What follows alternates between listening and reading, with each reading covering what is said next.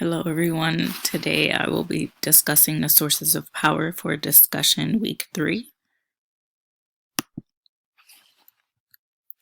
What are the sources of power often seen in organizations?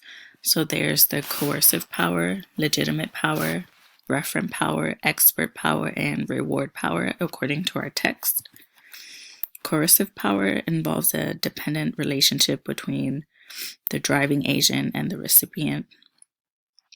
An example of this would be a manager abusing their power by consistently reporting it on an employee.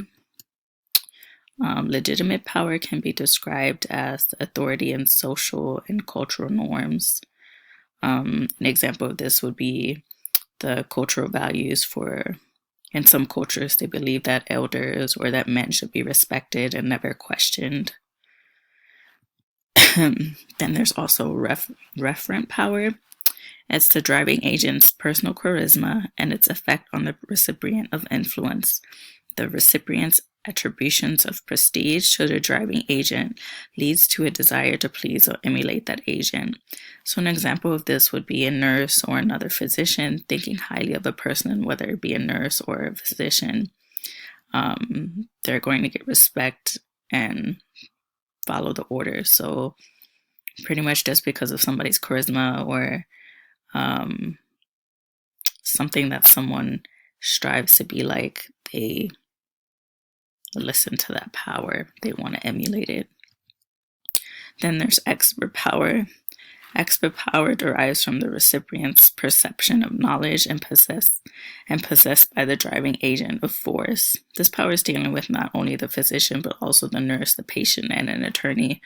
What I'm talking about here is my example. So my example would be if a physician saw a nurse mistreating their patient, the physician can report that nurse for neglect or abuse. And then from there, it will go to an attorney, and that attorney will recognize the physician's concerns, and the attorney will have more extensive credentials due to his expertise in law, and so he could help the physician. So his expert of power would be being a lawyer, and he went to school for that to be a lawyer, so that's his expertise, is being an attorney. Then there's reward power. It provides an incentive for the person's behavior, expecting to receive a reward or recognition. So let's say a physician told a nurse to follow his orders exactly as described, and when she follows those orders with no mistakes, he praises her by getting her a day off or recognizing her in the next staff meeting. Some type of reward is initiated for following that. And what are the negative impacts on an organization when its members exercise power and play political games within? So in Mittensberger's political game playing framework, it was developed and elaborated.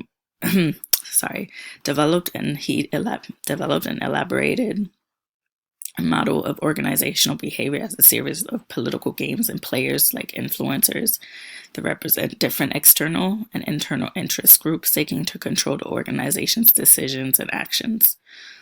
When individuals exercise power in a negative way, it can corrupt the system or bring down the overall goal of the organization and affect workers' motivation. It can have a very negative effect overall on the organization.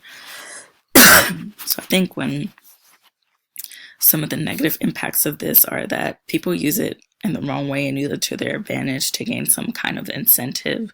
So that's when I think it will affect the morale and the work center's productivity, because now other people are noticing the negative impacts of these things. So that's what I meant by my comment.